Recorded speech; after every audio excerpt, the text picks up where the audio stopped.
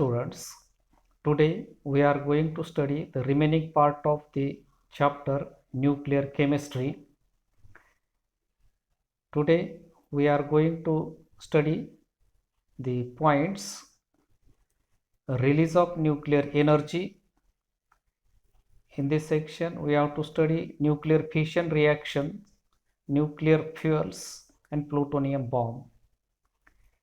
Second, nuclear fusion reaction, the energy option and hydrogen bomb.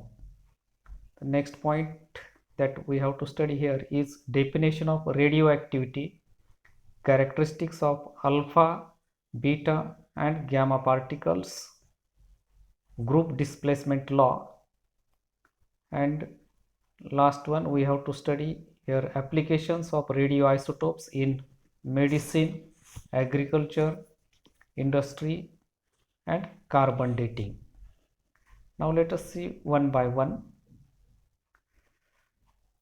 Your first point is here nuclear fission. So what is nuclear fission? So nuclear fission is nothing but the splitting of heavy nucleus into two or more smaller fragments of approximately equal mass, and this splitting of heavy nucleus into two or more smaller fragments of approximately equal mass is nothing but nuclear fission.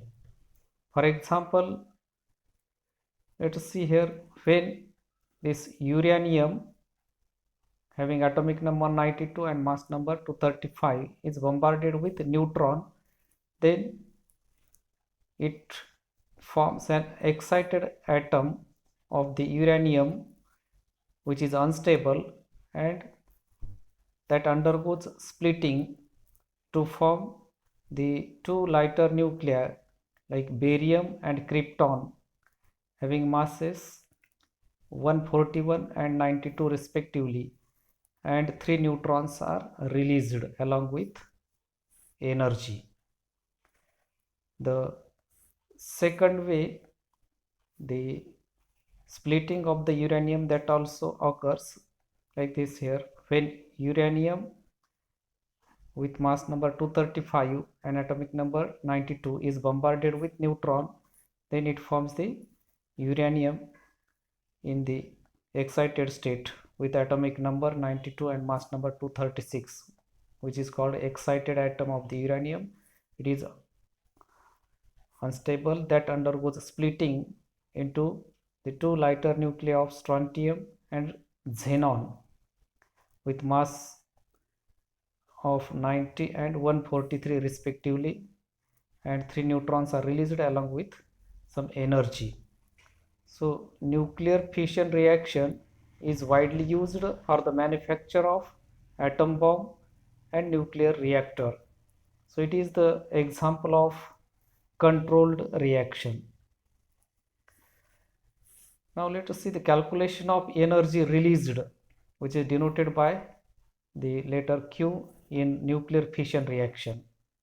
The energy of the nuclear reaction is called value of Q of nuclear reaction. For example, let's see here the reactants, suppose A plus B, these are the two reactants, and C plus D, that are the two products. So here the value of Q may be positive or the value of Q may be negative. So when the value of Q is positive, the reaction is said to be exorgic, and in exorgic reaction the energy is released.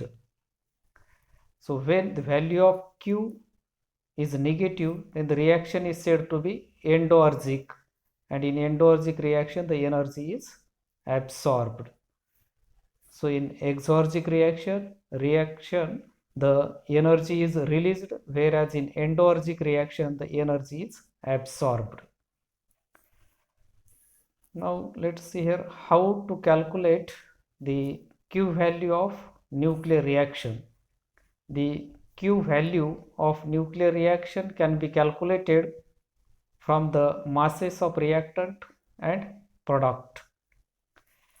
Now we know the formula for the mass defect, that is denoted by delta M, that is equal to mass of product minus mass of reactant, and this difference is shown in this atomic mass unit, and the conversion factor you know here, that is 1 atomic mass unit is equal to 931.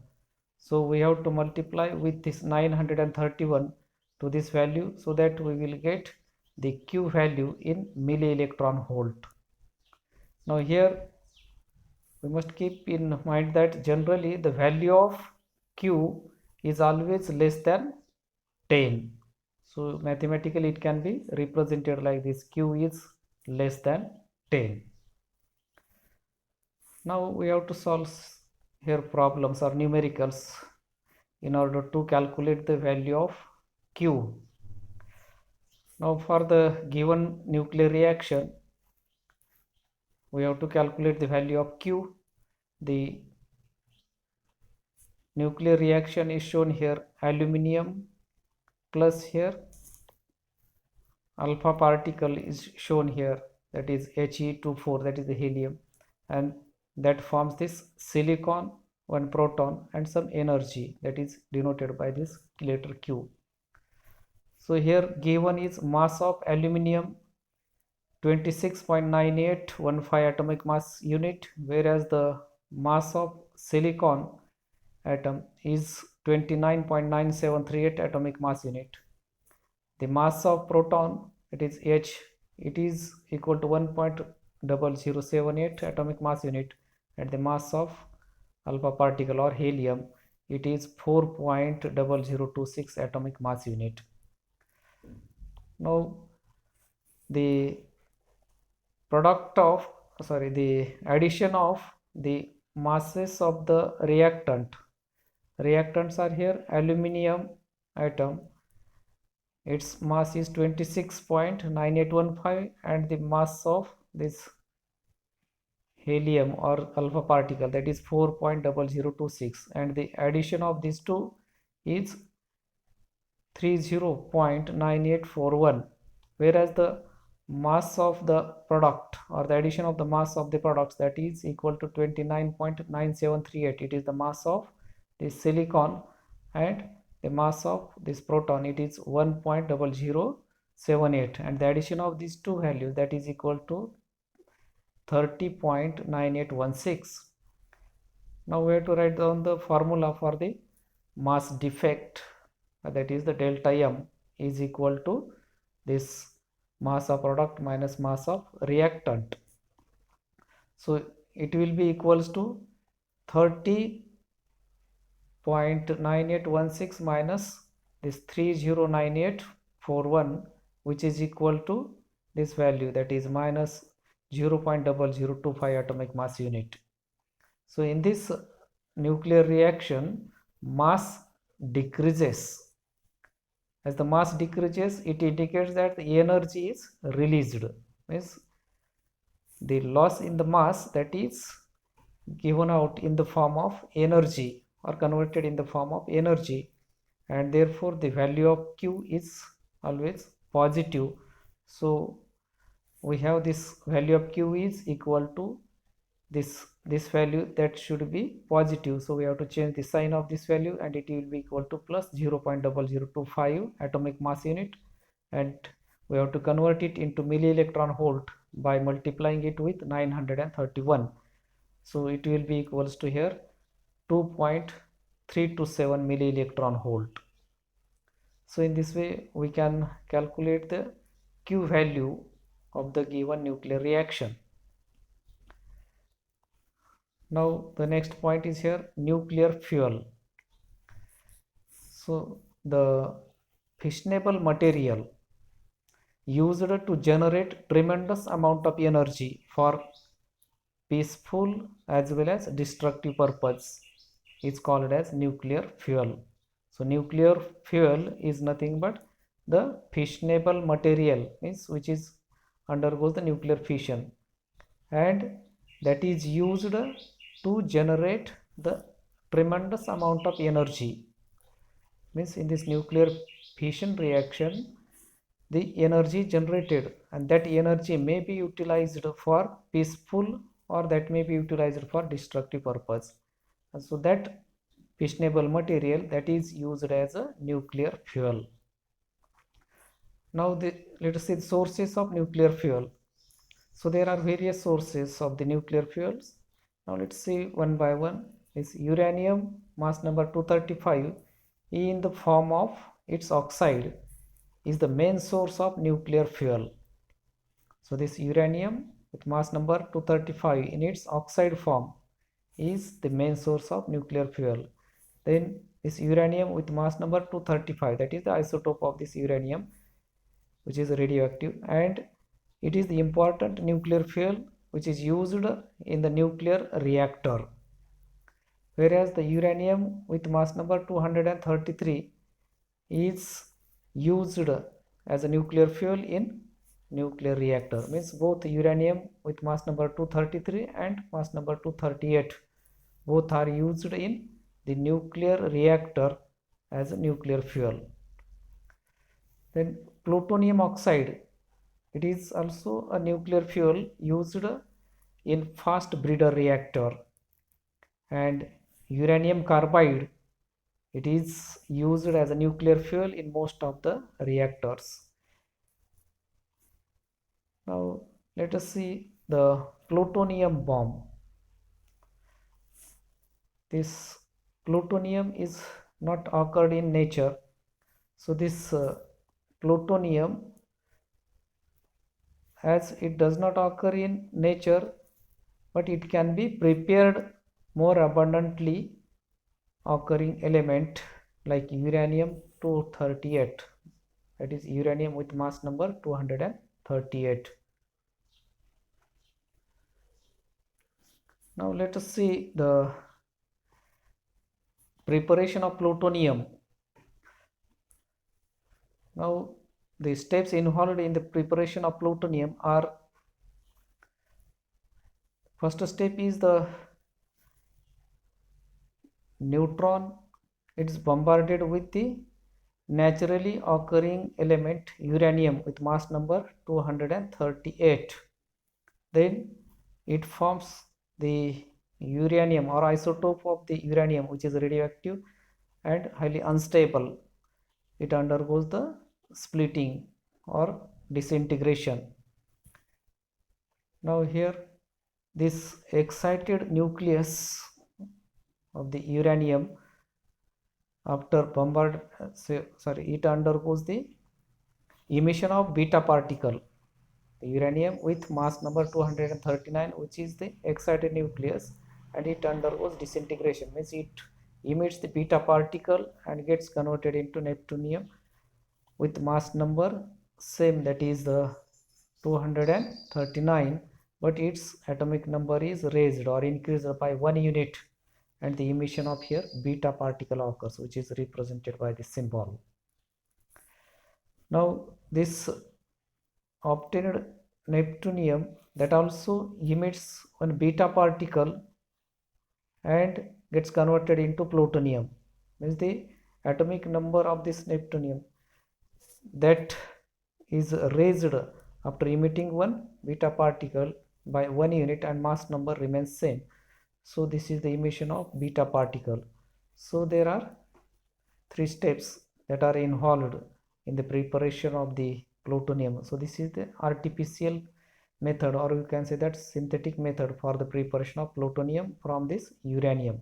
So first step is the uranium, it is bombarded with neutron that forms the excited nucleus or the isotope of uranium, which is unstable with mass number 239, and this excited nucleus of uranium emits one beta particle and gets converted into neptunium with mass number 239 and atomic number 993.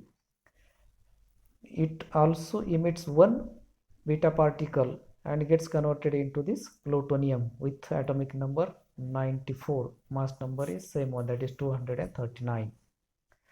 So this plutonium is chemically different from uranium, therefore it can be separated easily from the uranium Now the half-life period of this plutonium is very high, and it is 24,000 years.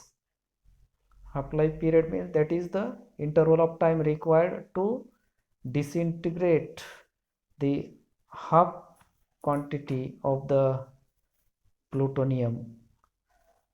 So this nuclear fission reaction, so in this nuclear fission reaction, plutonium releases tremendous amount of energy, and this energy is estimated, or energy released by 1 gram of plutonium is equal to the energy released by 30 tons of TNT. TNT, that is one type of coal. So 30 tons of TNT coals gives energy, and that energy is equivalent to one which is given by 1 gram of plutonium. So this nuclear fission of plutonium, that gives tremendous amount of energy, and the energy released by 1 gram of plutonium is equal to the energy released by 30 tons of TNT, and it is the basis of plutonium bomb. Now our next point is nuclear fusion. So in nuclear fusion, it is a reaction in which two lighter nuclei combine to form heavier nucleus, and there is release of energy occurs. So it is the nuclear fusion. So nuclear fusion is nothing but a reaction where two lighter nuclei combine and forms a heavier nucleus, and there is also release of energy occurs. For example, let's see here the two lighter nuclei of hydrogens, that is, actually this is the deuterium, this is the deuterium H1, and these two deuteriums, they unite, or say here combine, and forms one helium nuclei, atomic number 2 and mass number 4, and there is release of energy occurs. Now the second example is one this deuterium and one tritium, they combine and forms the heavier nucleus of this helium, and one neutron is emitted in this reaction along with some energy. So this reaction can be represented in another way also here, or possibility of the next one, 4 hydrogens, or the nuclei of 4 hydrogens combine and forms one helium nucleus, and 2 beta particles, sorry, 2 positrons are given out along with some energy. So all these are the examples of nuclear fusion reaction. So in this nuclear fusion reaction, 2 or more nuclei combine to form heavier nucleus and releases energy. So that are nothing but the examples of nuclear fusion reactions. Now basically fusion reaction is difficult to occur because positively charged nuclei repel each other. In the nuclei there are the protons, means the nuclei carries positive charge, and due to similar charges the nuclei repel each other. So it is difficult to fuse this nuclei, but at very high temperature and high pressure these nuclei may overcome the repulsive forces and fuse.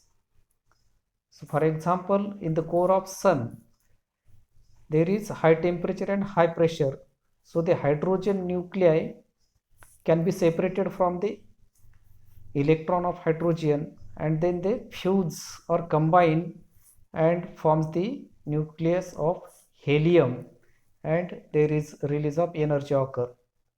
and that is the source of, say here, sun, or energy of the sun is nothing but this fusion reaction. So extremely high temperature is required to initiate the fusion reaction.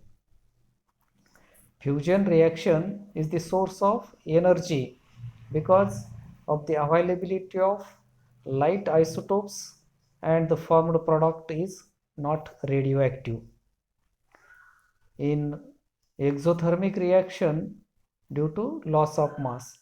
So it is the example. Fusion reaction is the example of exothermic reaction, and the energy is released, that is due to the mass defect, or that is due to difference in the mass of the product and mass of the reactant. So that is called here the loss of mass, which is converted into the energy. Therefore nuclear fusion reaction is known as thermonuclear reaction. Fusion reaction is uncontrolled reaction, and it is the best example, or its best example is hydrogen bomb. So in hydrogen bomb, the two lighter nuclei of the hydrogen fused, that forms the heavier nuclei of helium, and amount of energy released, that is more, or tremendous amount of energy is released. So this hydrogen bomb is the example of nuclear fusion reaction. Now let us see the characteristics of the released particles, like alpha particles, beta particles, and gamma particles. See one by one characteristics of alpha particles. So what are alpha particles or alpha rays? These are the rays emitted by radioactive substance which are deflected towards negative plate in electric field or in magnetic field. So they are called the alpha rays.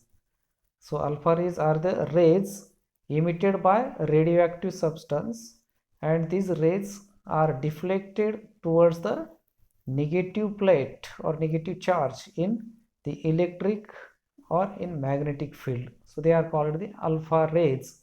It means the alpha rays carries positive charge, so they can be deflected or attracted towards the negative plate.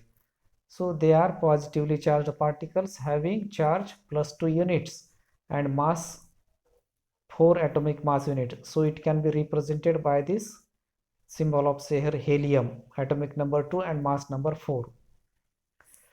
Now the velocity of alpha particle is 15,000 km per second, and it is the 1/10 of the velocity of light.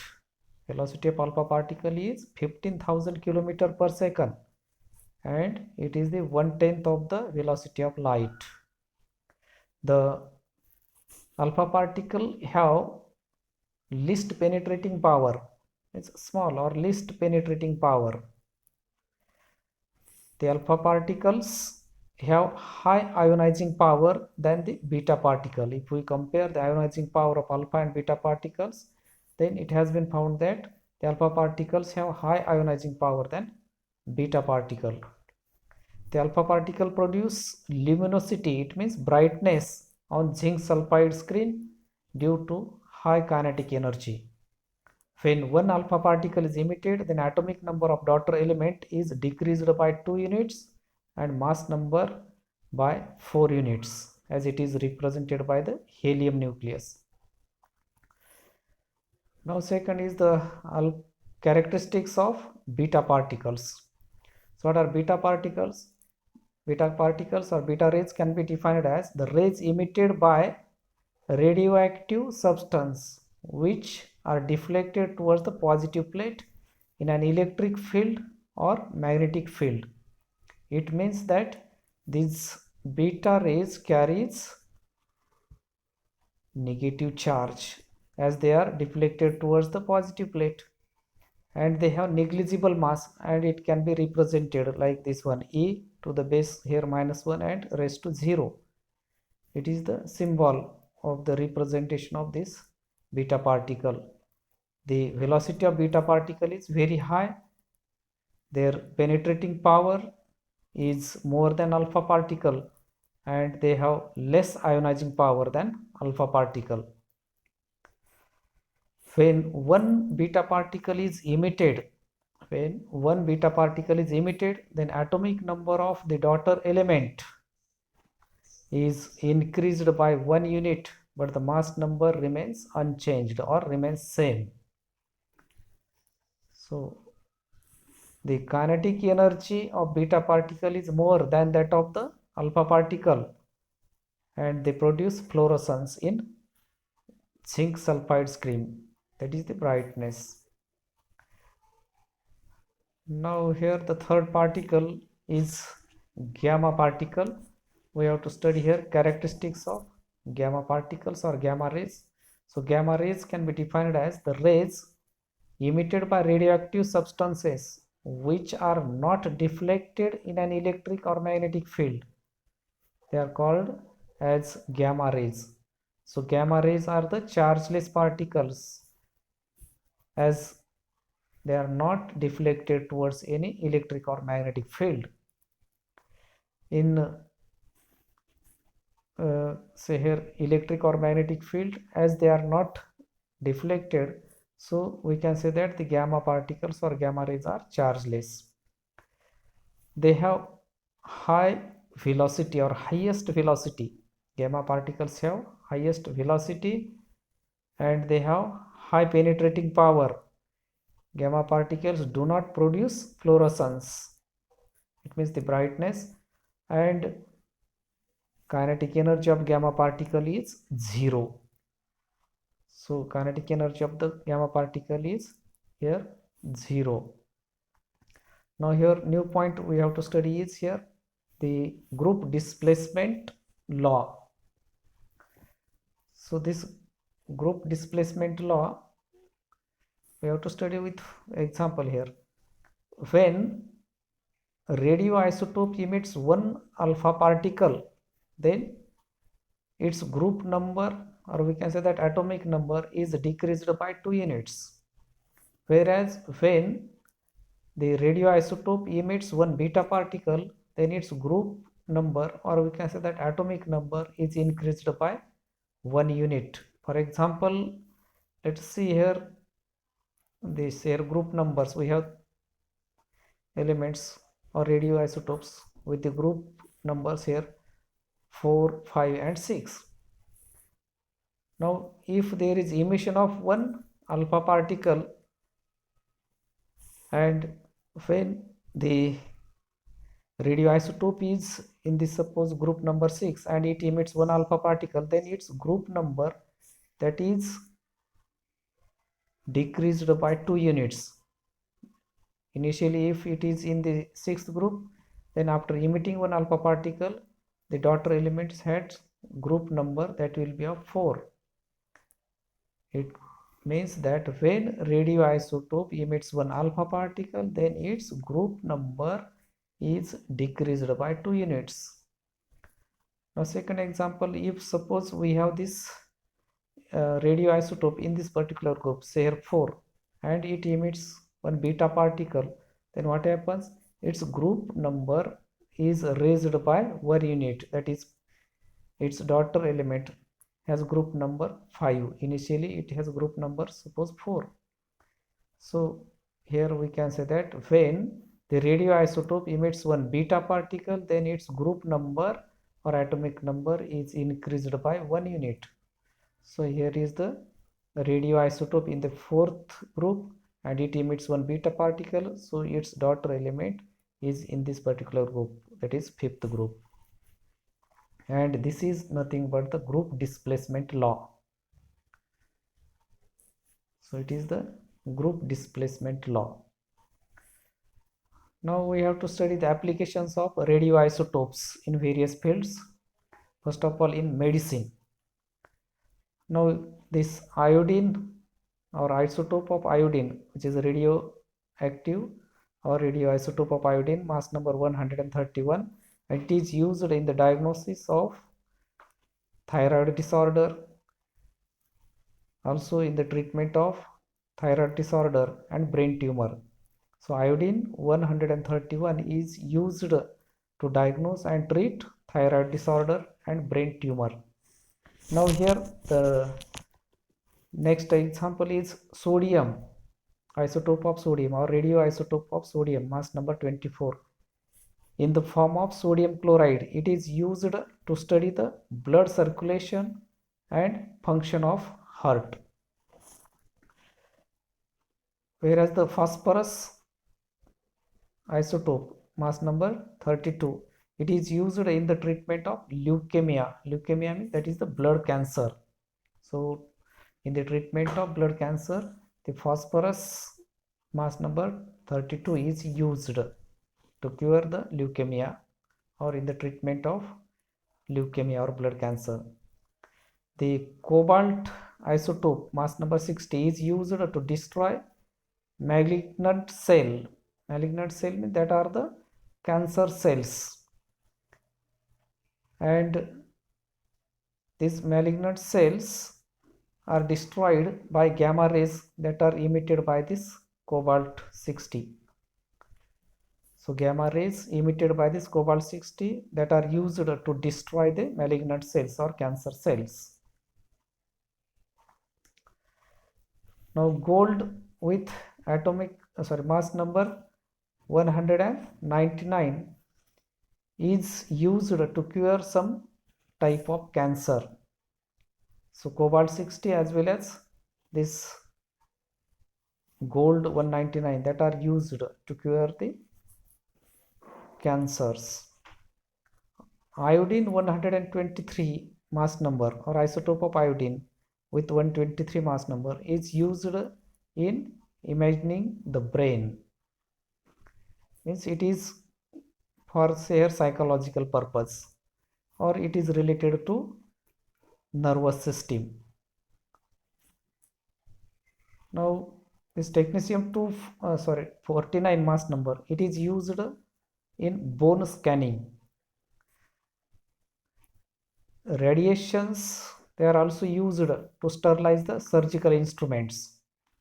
Sulfur mass number 35 or isotope of sulfur, radioactive isotope of this sulfur, it is used in the skin disease or to cure the skin disease.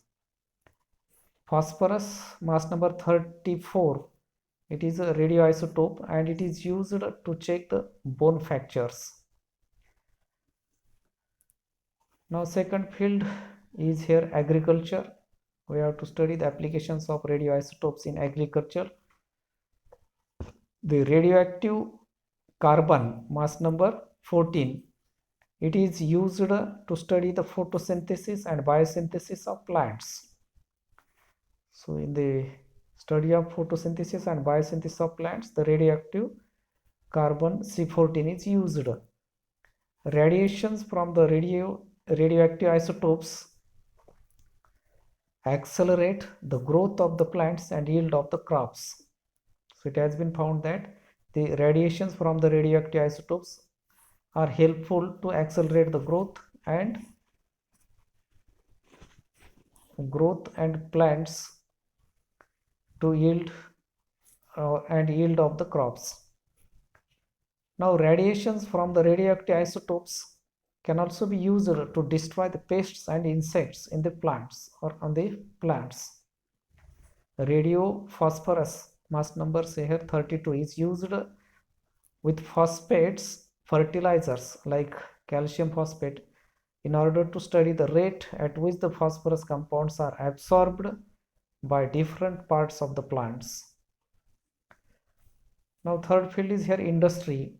So in the industry, the various isotopes or radioactive isotopes are used. The radioisotopes are used in the production of synthetic elements. We know we have studied the synthesis of plutonium from uranium, that is the example. So the elements having atomic number greater than 92 that is 92 is the atomic number of uranium, and they are prepared synthetically just like plutonium, and these elements are known as transuranic elements or synthetic elements. These elements do not exist in nature and are obtained artificially by nuclear transmutation reactions. That is, by bombardment with the neutrons. For example, see here, uranium mass number 238. It is occurred in nature, and when it is bombarded with neutron, then it undergoes in excited state, means it is the unstable isotope of uranium, mass number 239. Then it emits one beta particle and gets converted into neptunium. So its atomic number is increased by 1 unit. Here is the atomic number, that is 93. Second example, plutonium. When the plutonium is bombarded with the alpha particle, then it gets converted into this curium, atomic number 96. So here the atomic number is raised by 2 units and mass number by 4 units. That's why the mass number of this curium is 242 and atomic number is 96, and here is one neutron is emitted. So mass number of this curium is raised by 3 units here, and as there is one neutron. Now here the next example is this uranium when bombarded with the carbon, then this uranium gets converted into this californium, atomic number 98 and mass number 248 with these two neutrons, or along with the two neutrons. Next example is molybdenum. When bombarded with deuterium, then it gets converted into technetium having mass number 97 and one neutron is given out. So all these reactions are the examples of transmutation reactions, or the artificial synthesis of the elements. All these synthesized or artificially synthesized elements have atomic numbers greater than 92. So these are called transuranic elements. Now our next field is here carbon dating. Carbon dating, it is used in order to determine the age of the object that contains the organic material. So that is called carbon dating, and this technique was developed by Professor Willard E. Libbe, and for this he won the Nobel Prize for developing the most important technique of radiocarbon dating. Here the radioisotope of carbon is here C14, and that is used to determine the age of any material that contain carbon, or we can say that organic material. So here the atmosphere contain radioactive carbon dioxide and ordinary carbon dioxide in a fixed ratio. The carbon dioxide is absorbed by plants. So in this particular ratio, or this fixed ratio of radioactive carbon and naturally non-radioactive carbon, that carbon dioxide is absorbed by the plants during photosynthesis and produce their carbohydrates, and the animals eat these carbohydrates. So by eating the plants, animal consume this C14 isotope. So these living organisms contain radioactive C14 and C12, which is non-radioactive, in a fixed ratio, which is present in the, or as it is present in the atmosphere. When organism die, then C14 undergoes disintegration in the form of this equation, or that is shown by this equation. This C14 isotope of carbon that disintegrates, means emits beta particle and converted into the nitrogen having mass number 14 and atomic number 7. Whereas the non-radioactive carbon, there is no change after the date of this organism. So the ratio of the C14 carbon and C12 carbon, that was changed now. We know that the half-life period of this radioactive C14 isotope is 5730 years, means half quantity of the radioactive carbon that disintegrates in this interval of time, that is 5730 years. The ratio of this C14 to C12 carbon that decreases as the this number C14 goes on decreasing with time, means it is a radioactive, so its quantity goes on decreasing with time due to its radioactivity. Therefore, the value of this C14 to C12 carbon goes on decreasing with time. So by knowing the concentration of C14 isotope in the given sample and that of in living organism, its age can be determined. So this is called carbon dating. So in this way we have completed this chapter nuclear chemistry. In my previous lecture we have completed the composition of nucleus and nuclear size, then its classification of nuclides, then nuclear stability and factors affecting nuclear stability. And in today's lecture we have completed these points, that is a release of nuclear energy in the nuclear fission reaction, in the nuclear fusion reaction. We also studied the nuclear fuels and how the plutonium bomb works, how the hydrogen bomb is formed, and also we have studied the energy of the sun. We also studied the radioactivity and characteristics of alpha, beta and gamma particles, and group displacement law, and applications of radioisotopes in medicine, agriculture, industry and carbon dating. So in this way we have completed the nuclear chemistry. Thank you for watching the complete video. Stay home and stay safe. Thanks once again.